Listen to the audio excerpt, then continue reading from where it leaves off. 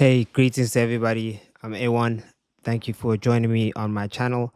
This is the first video on my channel, and I welcome you with. Actually, I lie. It's the second video because the first video is a binaural beat that I made available. Um, if you subscribe to this channel, I'll be making all my binaural beat sessions available on this channel so that if you want to practice a binaural beat practice, which is also mixed sometimes with the NSDR protocol, which is essentially just yoga nidra.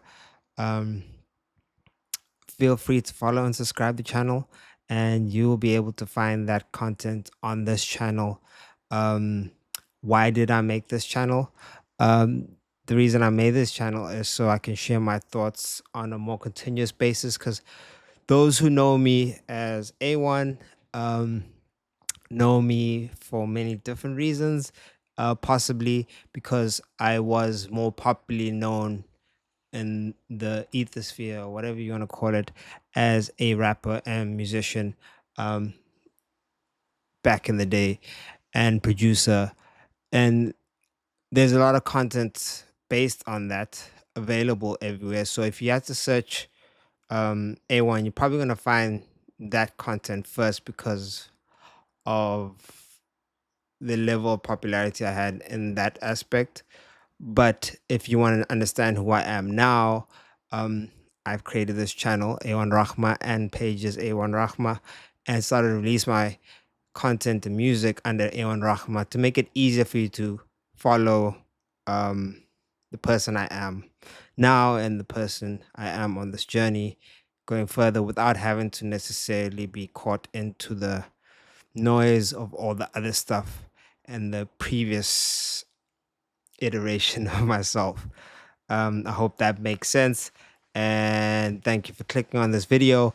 And I thought the best way to start this YouTube series is maybe um, explain Rakhma, which is the second part of the name. Because those who know, originally I was A1 Wolf. That is the popular earlier iteration I was talking about.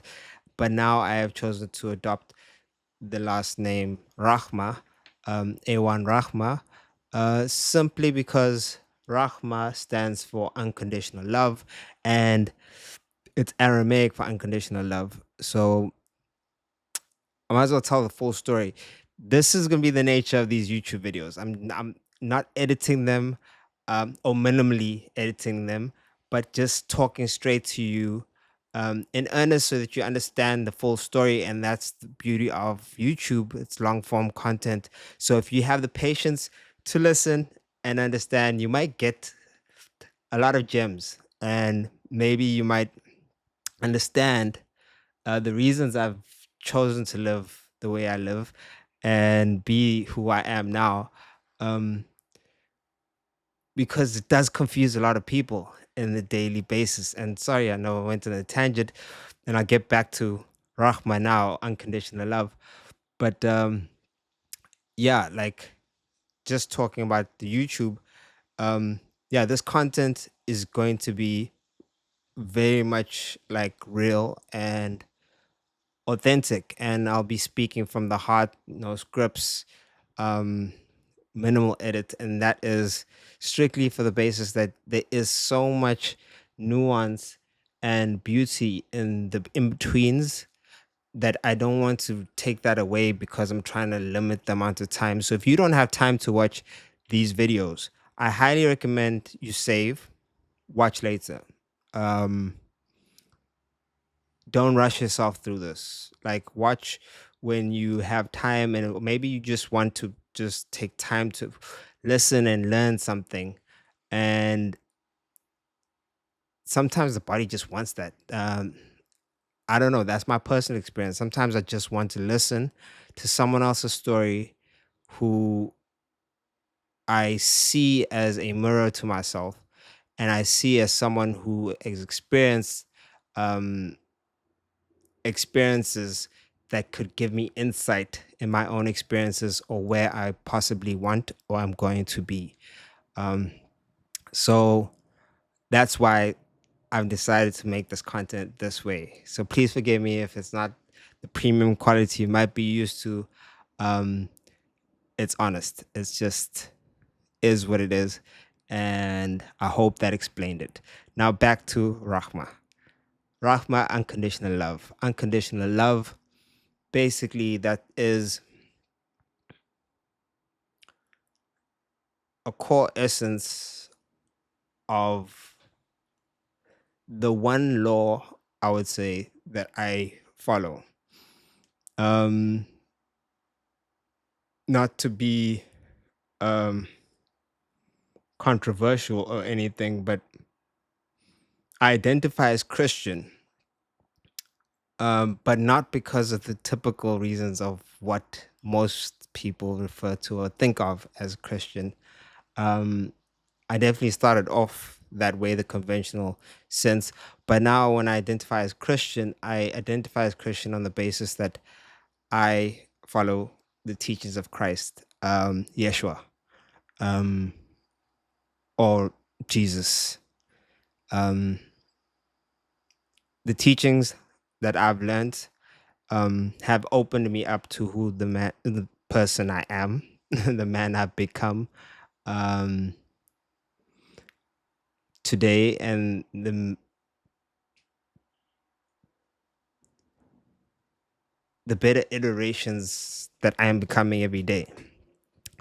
And those teachings are getting deeper and deeper the more I focus in on the teachings of Yeshua, and not just Yeshua. Because funny enough, once you start going into depth with understanding Yeshua, you notice that he was not focused on the the the the the, the, the semantics or the technicalities. He was focused on the core, the message. On He didn't care where the message came from as long as the message was true. And I think that's an important lesson in itself in life, that we should start focusing more on whether a truth is a truth or resonates as truth than who and where it came from. Because if God is all knowing,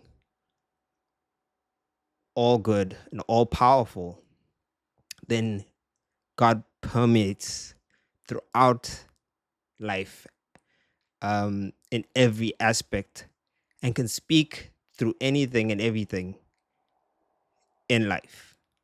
So, in that respect, I find truth and light and message from the most arbitrary of places, mainly in nature. I look out into nature because nature is so pure and untainted with um, the influence of our free will as humans in its purest form, and it speaks if you're willing to listen, and you can gain lessons from it. So, in that sense, giving a understanding or a little deeper understanding, it's a lot more complex, but I'm just giving you an idea to work with of why I follow Yeshua. Yet I don't only prescribe to only his teachings, because based on his teachings, I am opened up to a world where God permeates everywhere. Um, and I hope that makes sense. That is why sometimes you will find on this page, or if I'm talking about something, I will speak of teachings um, from Islam, from Buddhism, from Stoicism. Um, it's not just religions; it's wisdom. It's anything that once I am able to filter it through that filter of love, a training that I received from Yeshua. Um, Once I filter, gives me the pureness of God's word, the truth. And that's what I care for. And that's honestly all that matters to me. Um, so that is the basis of why I chose to look at the Aramaic teaching, because Aramaic is the language that Yeshua spoke. And in Aramaic, there is so, if anything, I would recommend if anyone is ever interested in deeper understanding of the New Testament, or not necessarily the New Testament, but the Gospels, and any teachings about Jesus, uh, Yeshua, I highly recommend that you always like look up the Aramaic roots of certain words and teachings. There is an Aramaic gospel that was written, I think, in the 80s, in the 90s. Um, I forgot the name of the the guy who wrote it, but basically translated um, the Bible um, into the best he could based on original Aramaic teachings, because this was a Aramaic professor. He taught Aramaic and he spoke Aramaic, actually modern Aramaic, which is not the same as biblical Aramaic, but has similarities. So this guy's an expert in Aramaic, and he was able to basically like using as many sources he could uh, rewrite the gospel in as much as he could in the original Aramaic meaning of words. But beyond that, I'm getting very specific, and I did say in this video I will just blabber on. But beyond that, it was a matter of I identified with the term unconditional love already. And again, based on these teachings I received from Yeshua. Now, with unconditional love, the teachings that brought me here was basically Yeshua um, taught there's basically two laws you need to follow, and the rest of the law will be fulfilled if you follow just two laws. Um, it was a way of him basically simplifying a way of living in which you are in balance and you are fulfilling the law of God. The two laws are love God with all your hearts, all your mind, all your body, and your soul. I think I added one there, but you get what I'm saying. The second one is love your neighbor as you love yourself. Pretty straightforward. And he said, if you follow these two laws, you have fulfilled the entire law in its entirety. You have done everything that you need to do, and you will not go astray, basically, if you just follow these two laws. It's a way to simplify. So, in my personal journey, I'm trying to figure out, or looking within as directed by Yeshua, uh, you should find the kingdom of heaven within. In seeking within, these two commandments of love, basically, they both fall under love. Love God, love your neighbor. Rang so true because throughout not just the teachings of Yeshua, but even the Bible and other books and other religions and other wisdoms, God is love, and love is equated with God, and love is a big characteristic of identifying factor of God. So I find it intriguing and powerful that these two commandments were given as a simplification, an answer to everything you need to know whenever confused or ever needing to basically know whether you're doing the right thing or the wrong thing. Love. Now, breaking down the word love can get very interesting because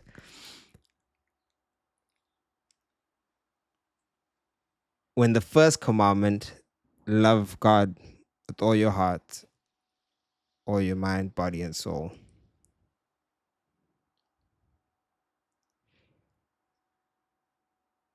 And the second is love the neighbor as you love yourself. I always wondered, why did he start with one and the other and not the other, or not just that, why even have two instead of one? I mean, it'd be easy just to say love God, because love God, right?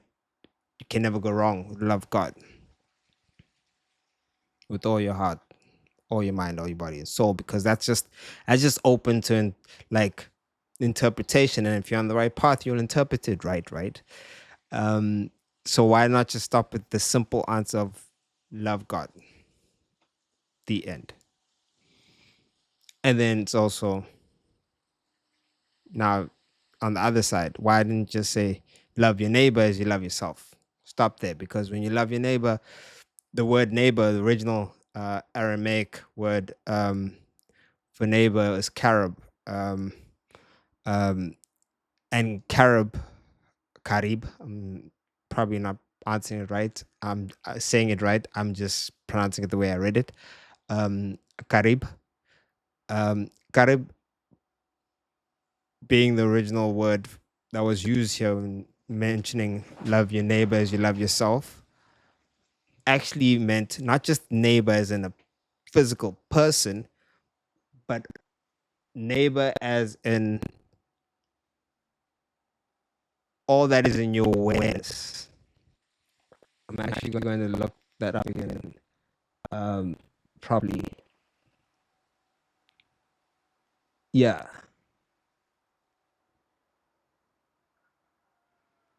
The Aramaic expands those we must love under the second commandment to include all within our awareness.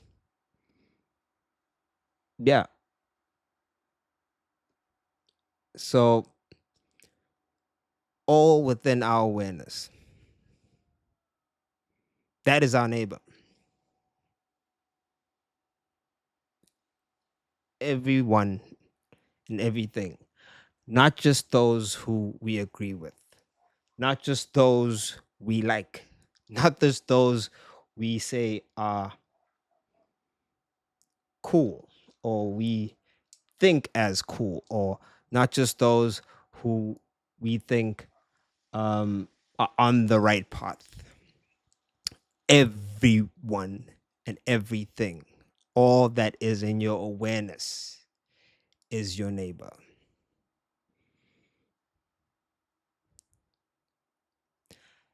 Mind blown, I know. Or not.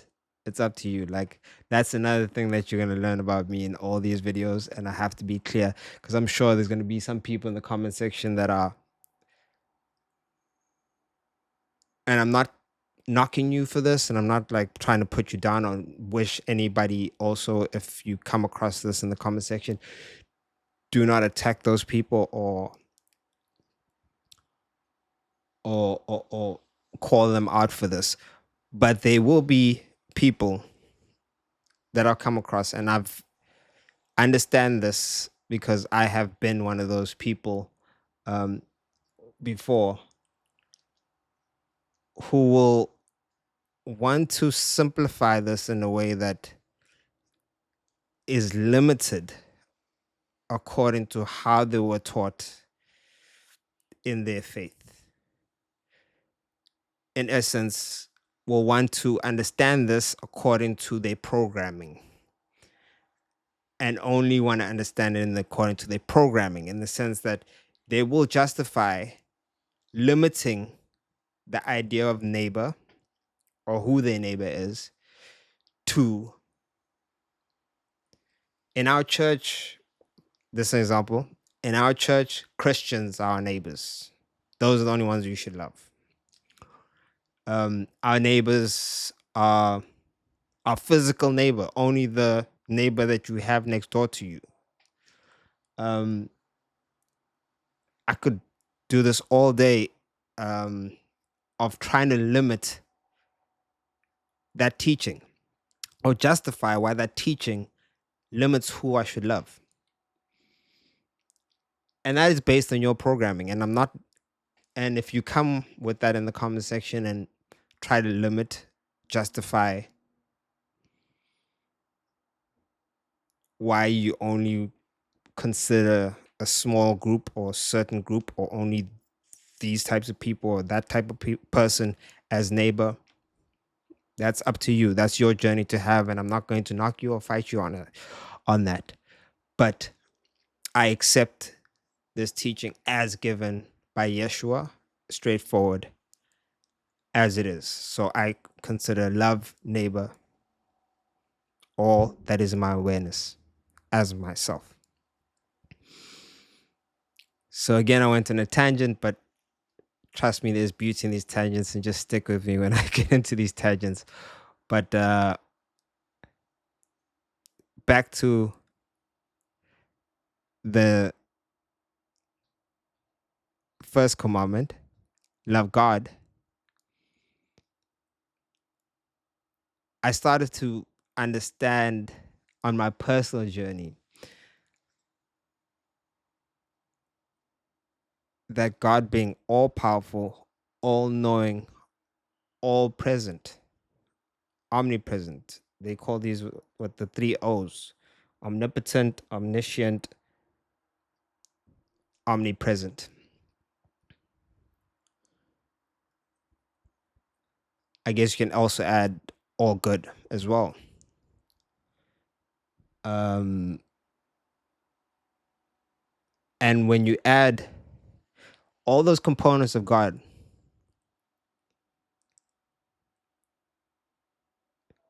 it starts creating a better picture, a more powerful picture. And I sigh because I say this because there's going to be people who just want to twist this and make it into something that it's not, and make it into an issue because it doesn't suit your programming or suits the teachings that you might have had before, or your understanding. And that is fine because that is your path and that is where you're at. And maybe one day you might become to understand the way I understand. But this is where my path has led me. And I understand that God is all. God is all. Omnipresent, everything. And when you understand that effectively those two commandments merge, but he explained it in two commandments so that we can, in our understanding, our limited understanding as humanity, get a fuller picture of how they come together. So if you look at God as the highest self, the purest, the perfect, the all good, then you must love and serve that with your mind, your body, your soul, your heart. Serve that with love, the good, the pure, all of that. That is everything. That is everyone. That is everything. It sounds difficult, but trust me, it's actually not as difficult as you think it is. When you like start breaking this down even further, which maybe I'll do in another video, but I'm just going to focus on this unconditional love. Um, but once you break that down, that God is everything and everywhere and all knowing, and because all knowing, he knew everything that would, like when creating the world, he understood there'd be this and that and that and this and this, and polarized opinions, good people, bad people. And when I say this, I'm just using like worldly terms, but in essence, there is no good people, there is no bad people. Even Jesus, Yeshua, taught that there's no good people, there's no good. Do not call yourself good, only God is good, because that is a construct. You construct the idea of good because you do not understand on a all-knowing. It's so pervasive an idea to be all-knowing and all-powerful because you do not understand how things work in a all-knowing perspective because you are limited the amount that you might know, in the sense that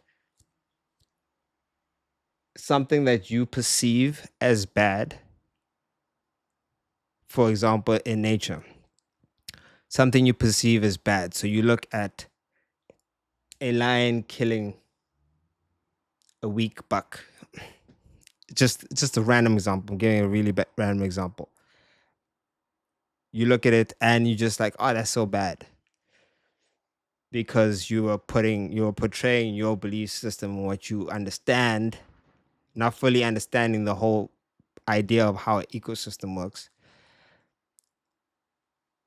And then you want to interfere and say, no, let's kill the lions. Let's remove the lions because lions are so bad in this ecosystem. I just don't enjoy seeing them kill, or it's so barbaric that they're killing the buck. You immediately perceive that as bad, not understanding that they play a part in the larger ecosystem in keeping those animals in a certain balance or perfect balance that doesn't allow the entire ecosystem to fall apart. And in fulfilling their nature, they fulfill the purpose of the entire ecosystem. I'm not saying that antelope should act like buck. That's another argument, because then I know this is the same argument used by a lot of um, as we call them, carnivore diet proponents, or people who like say, yeah, we should kill all animals because we are superior and it's our nature to kill animals. It's not our nature to kill animals. And if you want to know why I say it's not our nature to kill animals, you put a baby with a bunny and put a carrot next to that bunny, and I guarantee you that that baby is not going to try and eat the bunny. And if it really does try to eat the bunny, that's a different kind of baby. Maybe that baby has that calling, but majority of babies will probably play with the bunny, and they're not even capable of eating the bunny, and will try and eat the carrot, or maybe something softer. Maybe not a carrot, but they will try to eat the plant. And I'm not even, I don't even believe that all people necessarily should be vegan. That's just, I am vegan. Just a note if you haven't figured that out. Um, but those who know me also know that I'm not going to knock you for not being vegan, because I honestly believe that it is a lot more complex and is more in tune with who you are, where you are. But the idea is not to harm unnecessarily. The idea is to love. That's how I actually became vegan. I know this is, I, I I need to do a whole video on that own, but I became vegan out of love for all, as my way of following this commandment. This is something that was revealed to me during meditation, and that's another video I should make about how I pray, actually, because prayer for me, following the teachings of Yeshua, and has, funny enough, matched up with meditation, and just following how he prayed, and the little things, that nuggets that are in the actual language he used to describe prayer, and how he described how we should pray. That's, yeah, that will be its own video. Um, but in essence, love came to me as the answer of why I oh should become vegan. And truthfully, because it was a natural progression of my being or where I am in life, or in my spiritual journey, I was able to do it a lot easier than I think I would have had if I tried to do it at a much earlier stage of my at a much earlier stage of my spiritual journey. It naturally progressed because I started off as a pescatarian, removed dairy products, and this was all, funny enough, all based on love. The idea that I did not want to cause harm, and when I say harm, it's in pain and suffering on sentient beings that we know are sentient, um, that we know have intelligence and ability to experience trauma and pain. I did not want to cause that unnecessarily, especially if I in the modern age when there's so many ways and so many different opportunities. Even not even the modern age. This, please look up the scenes. Hinduism has done this for a long time with vegetarianism. Like there's so many examples if you go into the past and history, and I think if you go far back and far enough, um, there's a lot of examples of where humanity has survived and survives and thrives without necessarily killing animals. Um, so that's just another tangent. And I know I probably might have lost like half of the viewers because there is this visceral um, hate towards vegans or non-meat eaters, which I don't understand. And I understand, which I don't understand, and I understand because I was once a non-meat eater. I was once a meat eater. Sorry, um, not too long ago. Um, it's been 8 years now that I've been vegan.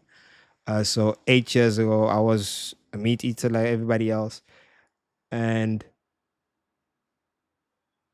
as much as I didn't hate vegans, I actually admired them, but I used to think it was like so overkill, unnecessary, not something I wanted to put too much thought behind, to be honest, because it was inconvenient to think about.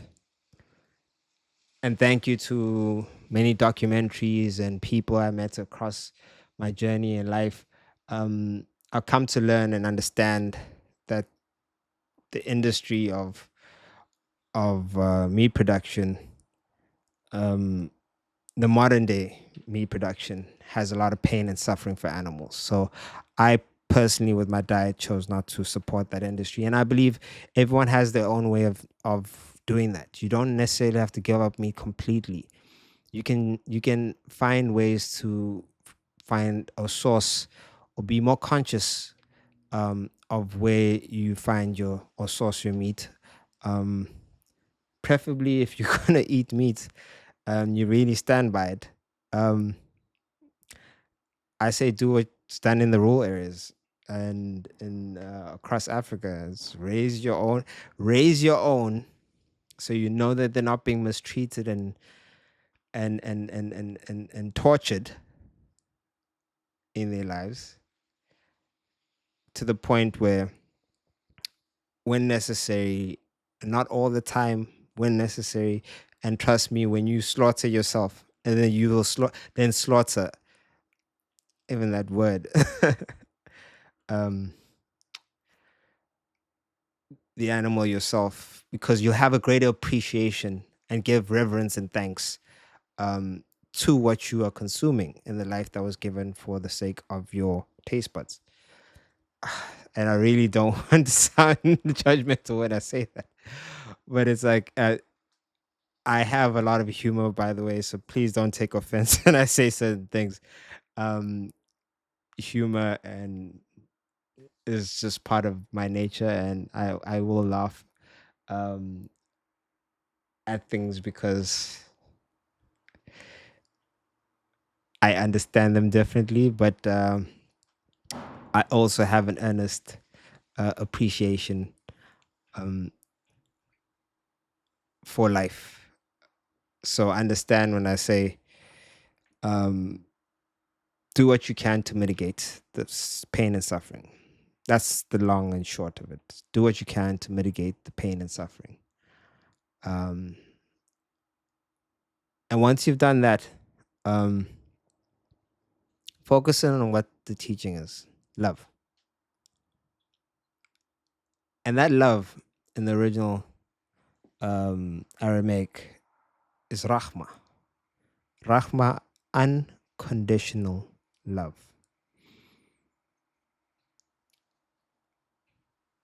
Because you understand, once you understand when you say unconditional love, there's this barrier.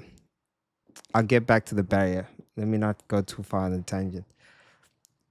Second part, love your neighbor as you love yourself. So when you love your neighbor, I already touched on this. It's everybody, even those you don't agree with. Even if you don't agree with me, even if I don't agree with you as a meat eater or as a racist or as a bigot. And when I use these terms, I use them loosely because I don't think anybody identifies themselves as that, but as someone who has racist tendencies or judges people based on their skin color or degrades or judges women based on their gender or hates people because of their sexual orientation or whatever. Like, if you're a person who I would disagree with on those basis, I still love you. I choose to love you. And there's a transcendence in that love, and having unconditional love is because it's not about loving what you're doing. I don't love what you do. I dare to say that a part of me still, and I'm trying to understand that, but a part of me really detests those actions. But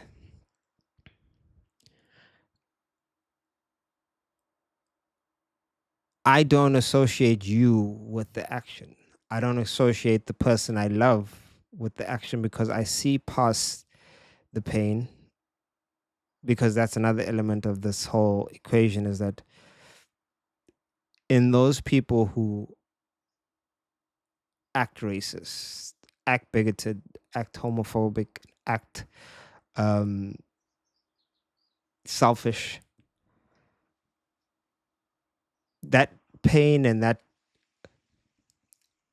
behavior usually comes from pain. It comes from a traumatic past or experience that has shaped them to make them that way and act that way. And it's sometimes based on where they were born or where they're at. And this is another deeper talk, which subscribe and stay tuned. I might deal with in a future episode. But basically, those are part of their life experience in this world to learn whatever they need to learn about the consequences of that belief system,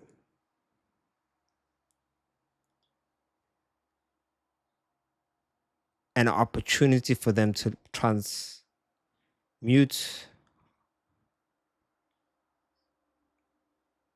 transpose,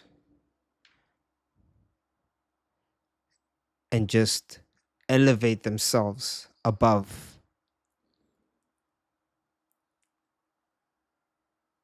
that lower vibrational that vibrational that lower vibrational behavior,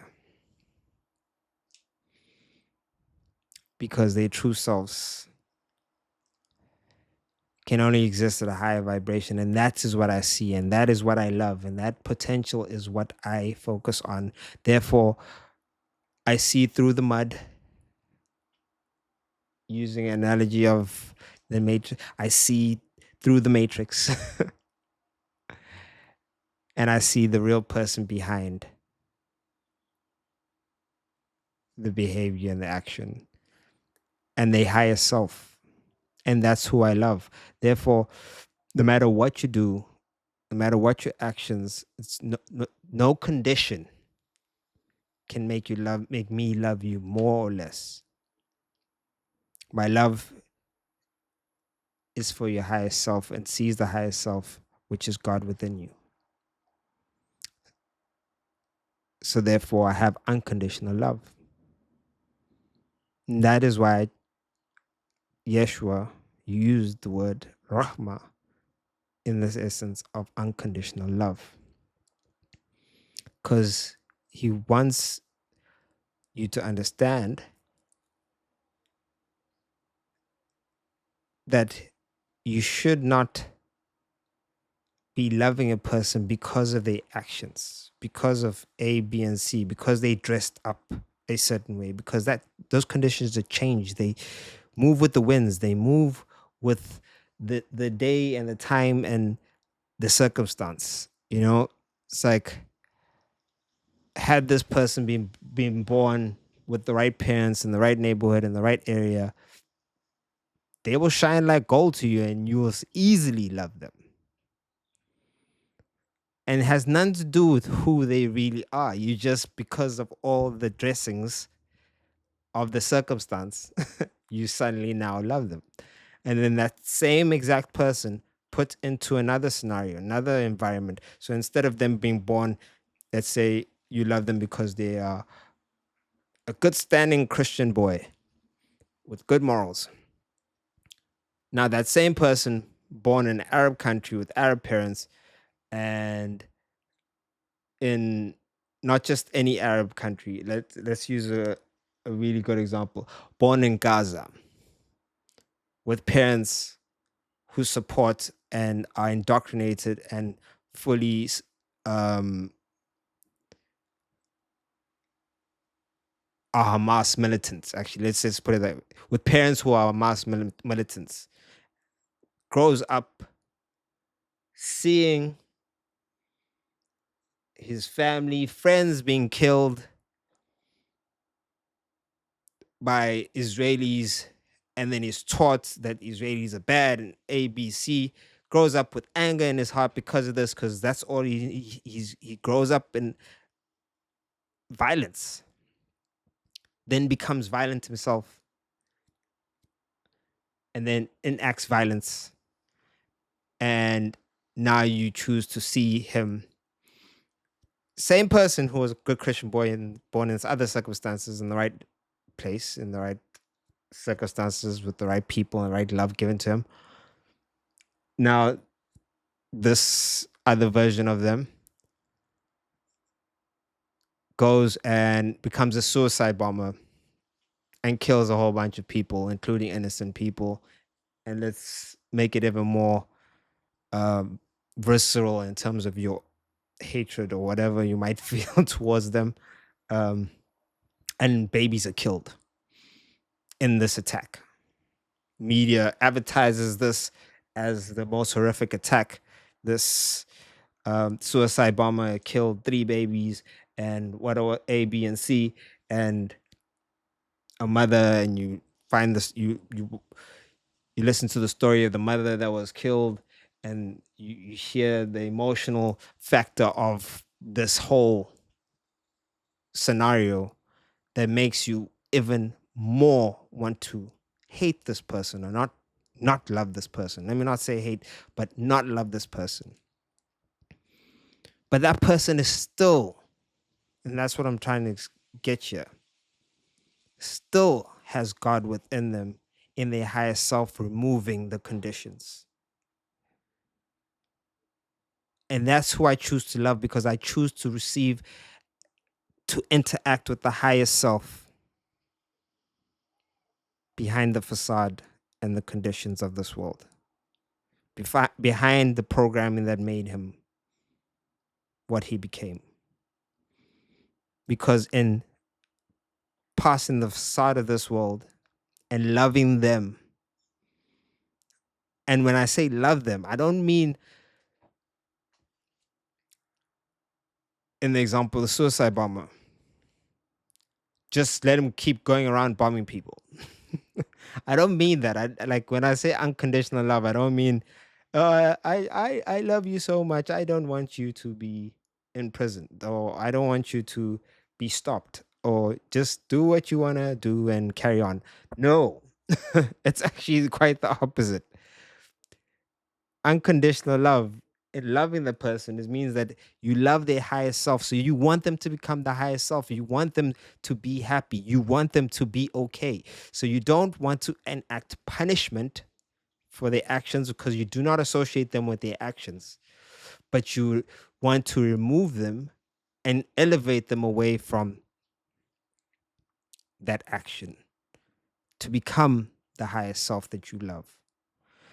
So if it means imprisoning or stopping that person, imprison and stop them from causing more pain and harm, because that pain and harm affects them, continues them in the lower vibrational path. So you want to elevate them out of that path. So you show them compassion and love. So if you do imprison them to stop the action, the bad action, the idea is to really then, after that, rehabilitate in an honest and true way, in the best way that love dictates or teaches you to. So, in the sense, I do not, because I know that people who argue that it's important to get angry and hate these people um, who do bad things. But I do not see the necessity of hate. You can still have all the legal systems or justice system um, as it works, because that's another video in itself. You could keep all the things that work in the justice system. But what I don't believe in is the punitive aspect of it, the punishment, to punish. It's not your place to punish. The teaching of Yeshua again. I keep going back to it, and this is just my path. I follow teachings of Yeshua, and they lead me to other teachings. But do not judge. Judgment is reserved for God, because God knows all. God understands the circumstances. God is the only one that will know the difference in the free will aspect of these two versions of the same person. God will know truthfully where the free will led to the bad action. And in that, in the perfect design, all knowing God, trust me, the balance is already created in the system of the world. It's like gravity, and it's called karma. That's also deserves its own video, but it's the principle of you reap what you sow. There is consequence for every action. And that's just the design and the fabric of this universe. God has designed it so well. The universe deals with everything and everyone in its own way. And this is a lived experience for me. And I'm grateful that I've lived a life where I've come to see this and know of it from experience. But the people you see as criminals or bad people, um, the bad guys, where they come from, they're not the bad guys. Where they come from, they loved and they good people and they treat people well, but they do bad things. And they justify the bad things. Same way a so-called good guy will justify doing bad things for the sake of good, the greater good, whatever that might be or look like to you or them. So tracking back to why God is the only judge or should be the only judge. God understands these things, and God has enacted the universal Kamaric law of whatever you give, you shall receive. So the bad, so-called bad one who does these bad actions, trust me, there is consequence in that bad action. Even if he gets away, even if he doesn't get caught, let's say not a suicide bomber. Let's say he's just a bomber. He places a bomb and gets away with it. He doesn't get away with it. And that's, I am not even gonna lie, that is based on my faith in an all knowing, all good God. And in that sense, if you're an atheist watching this and you're just like, well, I don't believe in an all good, all knowing God. Yeah, I'm not going to knock you for that. Like, I have no argument against you because this is based on a faith, my faith in an all knowing, all powerful, all loving God. There is balance. And I have my own anecdotal experience and life that there's consequence. There's always consequence. Always. Always. Those guys, those bad rich guys, because not always just criminals, these legal bad guys, billionaires, politicians. Like, I can give many examples of legal so-called bad guys. They might look to the world like they get away with it. Like, oh, he's the richest man in the world, but he does A, B, and C, all these bad things. And that's why he's the richest man in the world, and he got away with it. No, he doesn't get away with it. A great example, I'm not here to throw names, but a great example is the richest man in the world right now. And I'm just glad he's so public and about his his need for approval, and his actions say so much of how he's unhappy. He's pretty very like open about his unhappiness when you look at it. Not even just that richest person. I can use many other rich people, and you look into their lives and look at how they behave. They very much, when they do bad things, as much as they might be super rich or look like they got away with it, the consequence is they're not satisfied and they're unfulfilled and they're unhappy. They have kids who hate them, and that breaks their hearts. They have kids who end up on drugs, and that breaks their hearts. They get sick and die from random uncurable diseases. That is the consequence of their actions. Consequences are not the conventional way we think of consequences. This is a universal law. The universe is way wiser, way more intricate, way more um godlike. It's God. In the sense of its justice will not look a certain way that we want it to look like based on our limited understanding.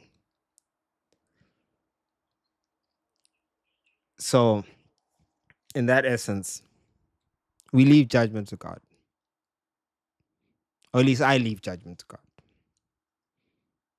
and choose unconditional love, because judgment by God is perfect and will take place.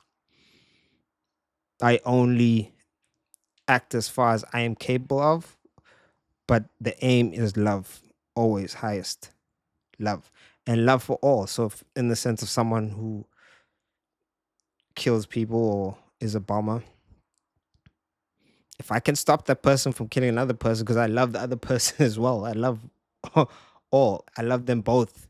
And I understand that bombing will give him a bad consequence, or doing or hurting this other person will give a bad consequence. I will try my best to convince that person in whatever way I can, or take actions to prevent that person from doing that, because that is love for all.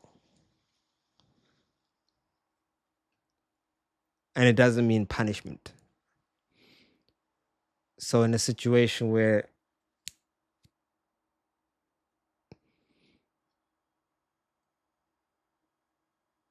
this person is supposedly going to do a bombing or whatever, and back to the same example, um, I I happen to come across them and I try to love or correct, and they're just like adamant that they're just angry about the politics and their circumstance, and they want to make a demonstration, make a point, so they're gonna go ahead. I'll call the police, and that's love. I'll call the police, and that's love. As much as I don't necessarily want them to be punished, I don't want them be punished. I want the best for them, and I'm preventing them from doing the bad thing in this circumstance, which is like a bad thing that can't be taken back or has consequences for others. I will do the right thing and stop them as much as I can in what I'm capable of doing to stop them. So that's just an understanding of a great understanding of this unconditional love, because I think a lot of people try to misconstrue it and say, "Oh, it's not practical. It's not reasonable to show unconditional love." It's not. It is. It is. It's fully practical to show unconditional love, because love is not as complicated. It's not as complicated as you want to make it. Love is wanting the best and being patient, being kind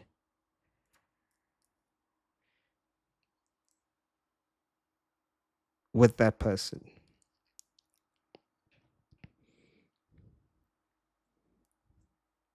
And not just them, everyone.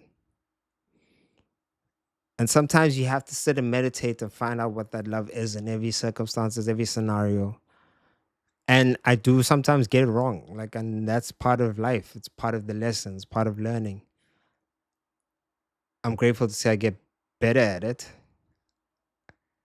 I choose not to react in moments. I choose not to um, be moved to anger,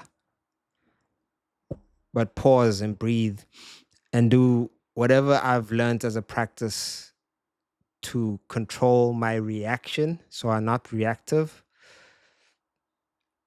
and give a pause to where I can start now moving to the higher self from reaction to um, a fair action, where I find, how do I love this person the best I can? So another example would be, there's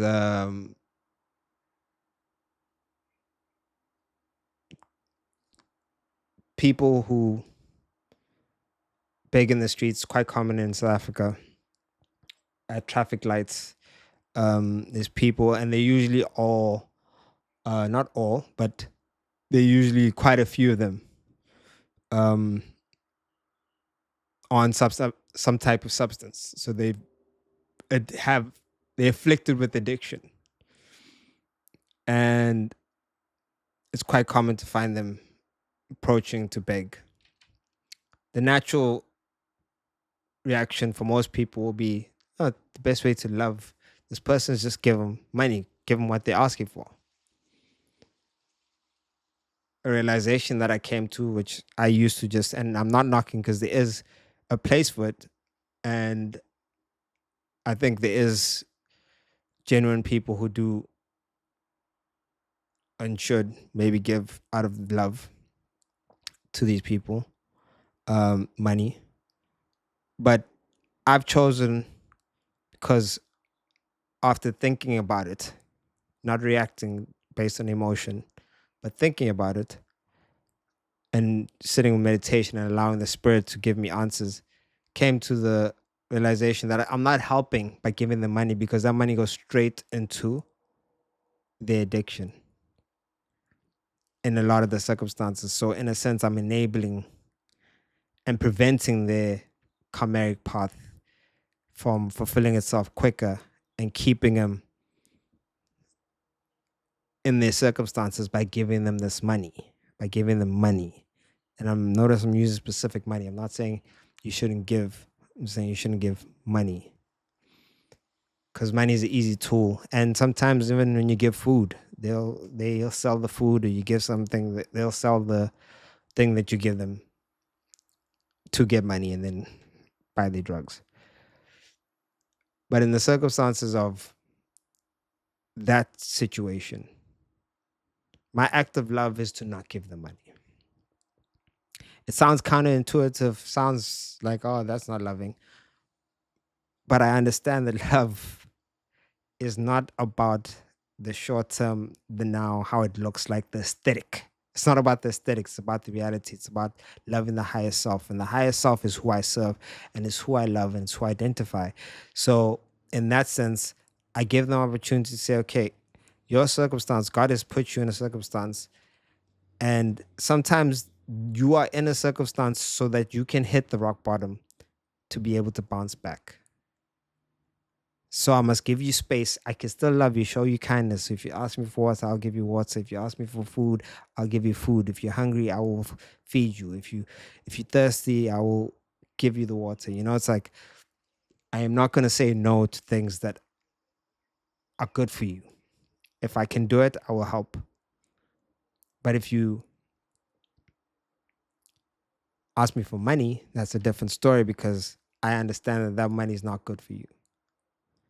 It doesn't solve an actual need. It actually feeds a greed. I was a rapper. Excuse me for the rhyme.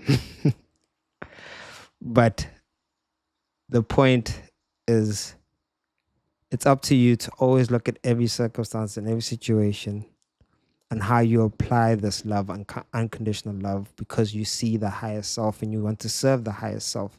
So sometimes you need to allow the people you love to go through their karmic path and to step back, because it's sometimes necessary for them to learn. I don't fight people even when I know that they're doing things necessarily that are bad for them and that will have consequence and hurt them A, B, and C. That's the consequence, and that's God doing what God does. I don't fight them to stop what they're doing anymore. So in this case of meat eating, for example, I don't need to fight you. I don't know what you're doing to decrease harm.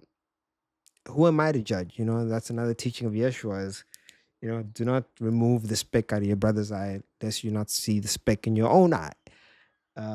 And that's fundamental to why I don't judge and why I don't presume to know that you are doing necessarily the wrong thing. I don't really know. I can't focus because I don't know the full perspective. I can only go as far as, if you come to me and ask for advice or ask for something, then I will place a assessment and not judgment, assessment on how do I best reply or give you an answer to that situation. Um, and in the sense of, it sometimes means that I need to allow you to walk your karmic path. So if you are going to go through pain and suffering, that's just part of loving you. Because in the pain and suffering comes your higher self. You're purified through fire. So you must go through whatever you need to go through to become the higher self, the one I love. And I need to step back and allow that to happen, allow you to be in discomfort, allow you to be in your pain when you choose not to correct whatever's causing that pain. Because eventually you will learn. Eventually, discomfort will become so great, you will choose the other. And my place is just to be kind, to be patient, and show love and kindness in way I can, in the best way I can. And I hope that makes this is about an hour long video. And like I said, I hope you had time. So you know, wherever you drop off, you come back and watch the video. I'm grateful that you stuck this long. If you watch this whole video from beginning to end. Um, but show love. Unconditional love is powerful, is so powerful. And it's given me so much. And that is why I am Rakhma. That is why I'm A1 Rakhma. That's why I chose Rakhma. There is more to it. Hit me a DM on my socials if you want to know deeper or more about the Rakhma. That's actually beautiful. And the actual, when you break down the word, the etymology, it's so balanced. It's so balanced. Um, which is why I think Yeshua also used it as, because there is so much more to that name. Which is why, oh, by the way, there are multiple Aramaic words for love. And this is the one that um, was settled on as most likely the one that was used by Yeshua in his teachings, based on its characteristics. Um, so there's Kuba, there's Ahavan. There's other words in Aramaic that also refer to love, and there's certain scholars who argue for or against the other. I came to a scholar who taught Rakhma, and as I say, there's a deeper etymology of why I even believe that this is the one that was used, um, because there is a deep balance in the name itself. Um, and hit me up, message me if you want to know what that deeper balance is. It's actually quite beautiful, um, and a little more complex. So I'll have to take a lot of time to talk to you about that, but I'll leave that for those who want to know deeper, as Yeshua would do. Yeshua would always teach and share parables, and then leave room to share the deeper meanings of the parables with his disciples later on. So it's funny that this is the same way it plays out here. I'm just following my teacher. um, so yeah, with that, I love you, and please stay tuned for more videos. As spouse, there will be plenty more. I love you. Bye.